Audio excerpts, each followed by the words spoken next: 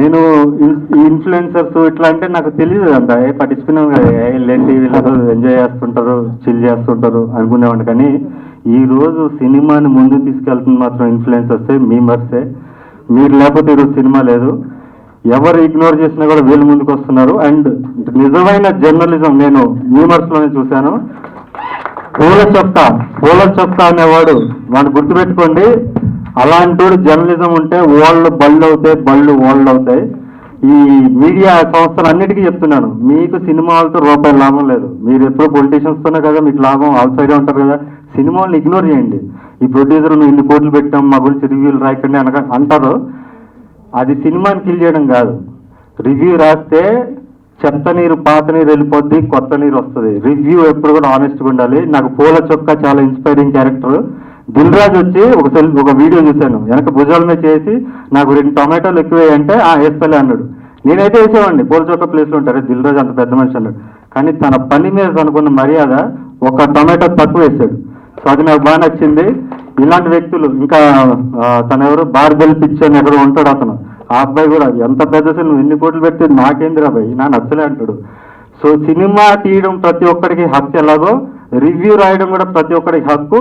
అది నిజమా కాదని జడ్జ్ చేసేది ఆడియన్స్. సో రివ్యూలు వస్తూనే ఉండాలి. ఈ పెద్ద పెద్ద సెలబ్రిటీస్, సోకాల్ సెలబ్రిటీస్ రివ్యూలు రాయకూడదు, మా సినిమాలు కిల్ అవుతున్నాయంటే పట్టించుకోకండి. మీరు రాసి పడదండి, చెత్త నీరు వెళ్ళిపోద్ది, కొత్త నీరు వస్తుంది. అనా ఆయన నేను మాంగళ్యం సినిమా చూసినప్పుడు ఏంటి మన చుట్టుపక్కల ఏరియాలో జరిగి, కానీ అందులో ఉన్న నిజాన్ని నేను చూశాను. అంటే ఆ సినిమాలో అంతలా అయిపిచ్చి ఆ ఆడియన్స్ కానీ ఎవరికైనా సరే అంటే బూతులు ఉంటాయని చెప్పేసి చాలా మంది అనుకున్నారు. కానీ అందులో నిజం ఉంది. అది చూసేది ఎవరికైనా సరే అర్థం అవుతుంది. కానీ అంత మాస్ మసాలా నుంచి ఇంత ఫ్యామిలీ ఎంటర్టైన్మెంట్కి ఎలా రావాలనిపించింది అన్న? అది యాక్చువల్లీ నేను అటెన్షన్ కోసం తీసానండి. ఎందుకంటే సమాజంలో ఉన్న బూత్ని, అంటే బూత్ అంటే రుగ్మతని, నేను బూత్ సినిమాలు తీయను. బూత్ సినిమాలు ఏంటంటే ఇప్పుడు మీరు చూసే చాలా కమర్షియల్ సినిమాలు బూత్ సినిమాలు. అమ్మాయి బొడ్డుని చూపించడం, అమ్మాయి బొడ్డు మీద పండ్లు వేసి కొట్టడం, శృంగారం చూపించడం బూత్. 4 గోళ్ల మధ్య జరిగే శృంగారం చూపించేది బూత్ తప్ప సమాజంలో నలుగురి మధ్య ఉన్న భాషని చూపిస్తూ, భాషను వినిపిస్తూ ఫిలాసఫీ చెప్పడం బూత్ కాదు. క్వింటిన్ టరెంటినో అని చెప్పి హాలీవుడ్లో తీశాడు, అనురాగ్ కశ్యప్ అని బాలీవుడ్లో తీశాడు, మన తెలుగు కొత్త అంతే. ఇంకొక విషయం ఏంటంటే నిర్బంధం సినిమాలో ఒక సీన్ ఉంటదన్న, ఒక కానిస్టేబుల్ నేను కొడుతుంటాడు. అప్పుడు నువ్వు క్యారమ్ బోర్డ్ తీసుకొని కొడదామని చూస్తావు, వెంటనే లేడీ కానిస్టేబుల్ వచ్చి 3 దెబ్బలు కొడుతుంది. కానీ అప్పుడు నువ్వు క్యారమ్ బోర్డ్ కింద పడిచి సర్లే వెళ్ళిపోతాను అనేసి అన్న. అక్కడ లేడీస్ మీద నువ్వు చూపించిన ఆ క్యారెక్టర్ కానీ ఆ విధానం కానీ అది చూస్తే ఈ మాంగళ్యం చూసిన సినిమాల్లో ఏవైతే ఉన్నాయో అవన్నీ కొట్టుకుపోతాయి. అది నిజమా కాదా? మాంగళ్యం అన్నిటికన్నా గొప్ప సినిమా నేను తీసిన దాంట్లో. అంటే లాస్ట్ 3 కల్ట్ క్లాసిక్సే. నాకు పర్సనల్గా నాకు నిర్బంధం 2 ఇష్టం. పొలిటికల్ ఫిల్మ్ అది కూడా చూడండి. అంటే నేను సెంట్రిక్ ఐడియాలజీ నమ్ముతాను. ఇప్పుడు ప్రపంచం కానీ దేశం కానీ 2గా విడిపోయింది, రైట్ అండ్ లెఫ్ట్ అని. అలా ఉండకూడదు. రైట్లో మంచి ఉంది, చెడు ఉంది, లెఫ్ట్లో మంచి ఉంది, చెడు ఉంది. మంచి చెడు తీసుకుని మనకంటూ ఒక ఐడియాలజీ ఉండాలి అని యువతలో ఎప్పటికప్పుడు నేను ఇంజెక్ట్ చేయడానికి ట్రై చేస్తుంటాను. ఇందులో కూడా మన ప్రోమో రిలీజ్ చేశాను హిందూయిజం గురించి. హిందూ అంటే ఎవడో నిర్వచనం, నిజమైన నిర్వచనం మీరు సినిమాలో చూస్తారు. నీ క్యారెక్టర్ ఎంత మంచిదో ఈ రోజు నేను ఎర్లీ మార్నింగ్ నేను స్టోరీ పెట్టాను, ఒక స్టోరీ పెట్టాను, మీరు చూశారు, దానికి లైక్ కొట్టారు. మీలాంటి వాళ్ళు మాకు మీరే ఇన్స్పిరేషన్ మాకు అని చెప్పేసి నేను ఒక స్టోరీ పెట్టాను, అది మీరు చూశారు. అదే వేరే పర్సన్ అయితే పెద్ద కామన్ పీపుల్ కదా, మేము ఇండస్ట్రీకి వద్దాం అనుకున్నాం. కానీ మీలాంటి వాళ్ళని ఇన్స్పిరేషన్ గా తీసుకున్నాం. మీరు అన్నారు మాకు చిరంజీవి గారు ఇన్స్పిరేషన్ అనేసి అన్నారు. మాలాంటి యువతకి ఇప్పుడు మీరే ఇన్స్పిరేషన్. ఎందుకంటే అన్ని సాంగ్స్ కానీ నేనే డైరెక్ట్ చేసుకుని ఒక విధంగా నేను ముందుకు రావాలి అన్న బాధ వేసి మీరు ముందుకు కూడా ఇప్పుడు జనాన్ని తీసుకొస్తున్నారు. అది అందులో ఉన్న విషయం ఏంటంటే అన్న, ఇప్పుడున్న జనరేషన్కి మీరే కావాలి, మీ డైరెక్షన్ కావాలి, మీరే హీరోయిన్ కావాలి. మాలాంటి ఎంతో మంది ప్రజలకు కూడా మీకు తెలియాలి. మాది పల్లెటూరు అన్న, శంకవరం, కాకినాడ పక్కన. శంకవరం తెలుసు, అన్నవరం అన్నవరం పక్కన మా సొంతూరు. కానీ మా ఊళ్ళో ప్రతి ఒక్క కుర్రాడు మీకు తెలుసు, ప్రతి ఒక్క కుర్రాడికి కూడా నీ సినిమాలంటే ఇష్టపడతారు. అలా ఇష్టపడే నేను ఎంత దూరం వచ్చాను సినిమా మొక్కుతో. నేను ఇన్స్పిరేషన్ గా తీసుకుంటాను అన్న.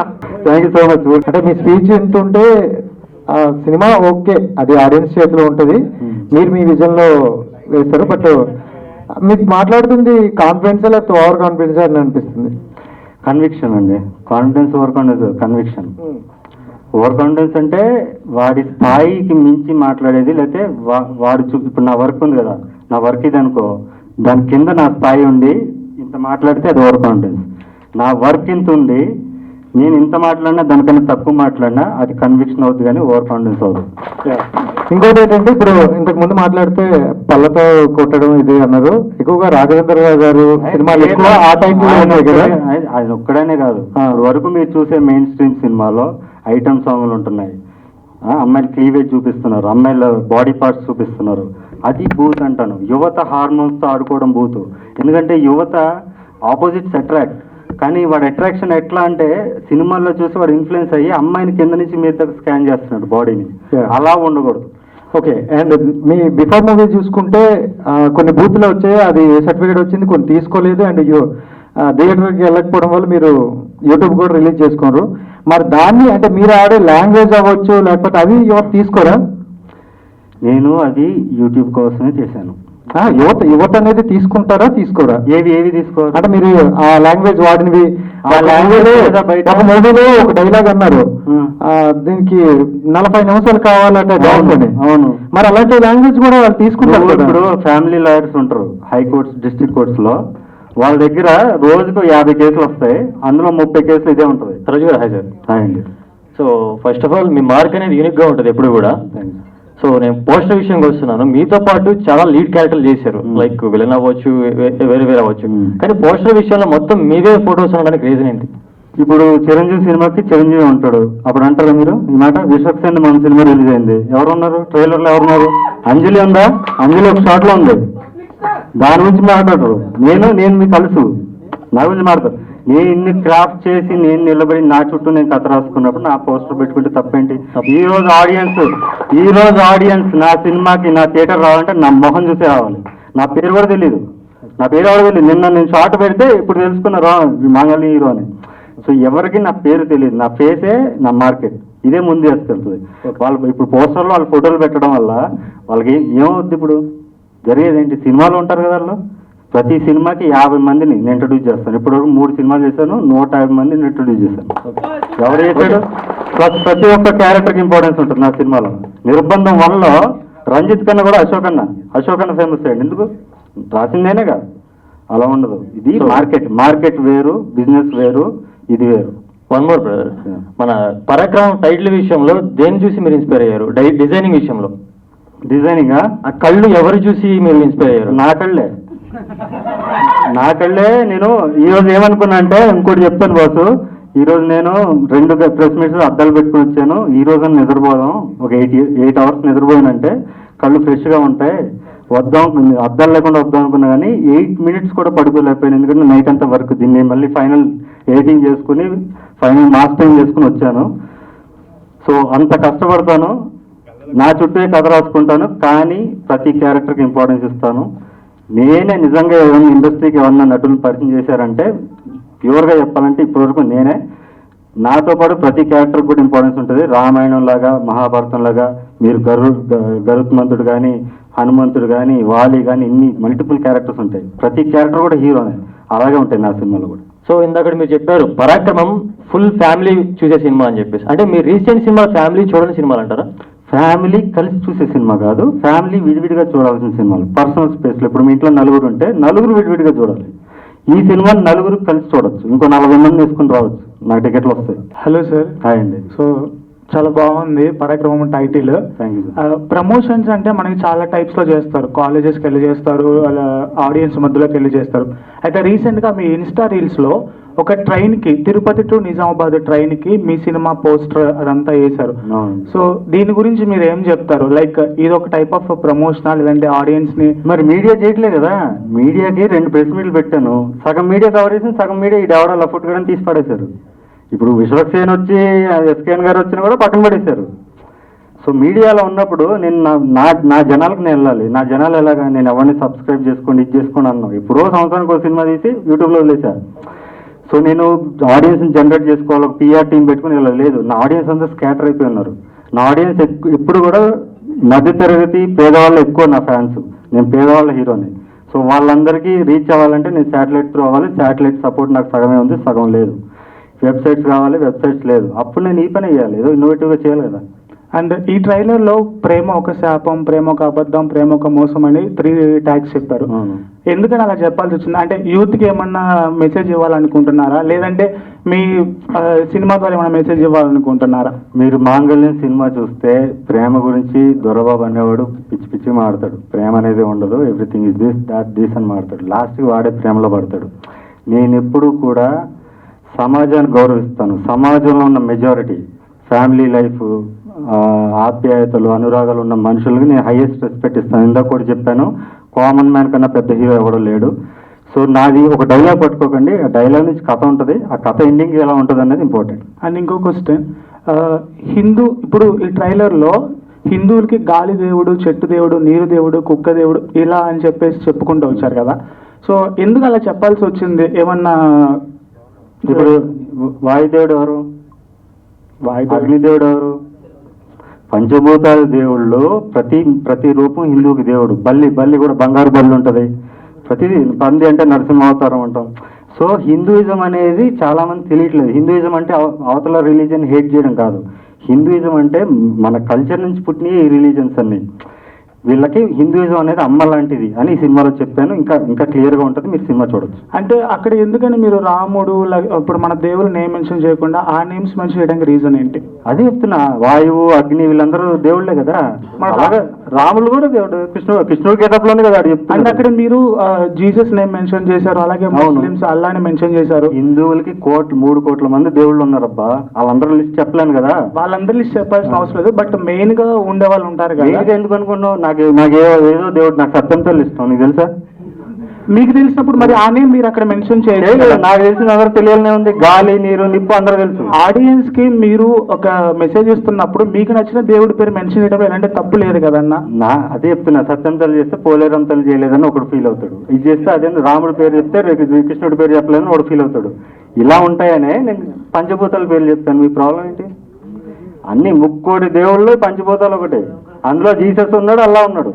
అది నేను చెప్పాలనుకుంది. మనిషి ఉన్నాడు అన్నిటికన్నా ముఖ్యంగా.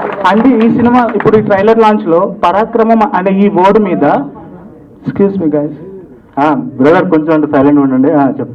ఈ పరాక్రమం అనే ఈ ఒక్క వర్డ్ మీద 2-3 లైన్స్ లిరిక్స్ సాంగ్ కూడా రాశారు. అంటే లైక్ ఇప్పుడు బలిరా బాహుబలి అన్నట్లు అట్లా మీకు ఈ సెంటెన్స్ అనేది ఉంది, వచ్చాడరా పరాక్రమం, తెచ్చాడరా పరాక్రమం అని.